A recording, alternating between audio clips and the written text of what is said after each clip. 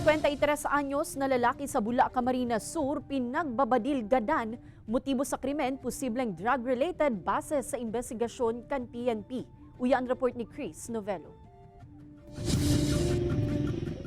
Nakabulagta asin may naning buhay kan madukayan kan mga residente asin mga otoridad ang 53 anyos na lalaking ini sa barangay Palsong, Bula, Camarines Sur pasado alas 9 nin banggi kan Sabado, Mayo 4. Antes subot ang pagkakadiskubre sa bangkay kan biktima, nakadawagan mga residente ning sunod-sunod na putok nin badil. Mga para alas 8 siguro, may nadangog na dyan na nagputok. Digdiman nga ni sa zona 4, itong mga nakatambay dyan, dahil man sinda makairota, dinangog lang talaga nindang nagpuputok dyan. Sa pag-imbestiga kan mga otoridad, kalibre 45 ning badil ang ginamit sa pambabadil sa biktima na napag-araman na residente kan Banoan ning Bato, Camarines Sur. Nagpapanagos pa ang investigasyon kan mga otoridad sa insidente alagad, pasakitan subuot ang paghanap ning witness huli sa madiklob ang lugar na pinangyarihan kan insidente.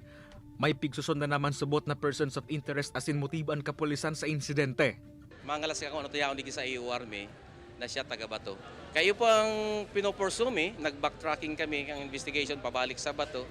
And medyo may linaw naman po feeling drug-related si kaso. Kay Banan si Carlo Abunita, Chris Novello, Balitang Bicolandia.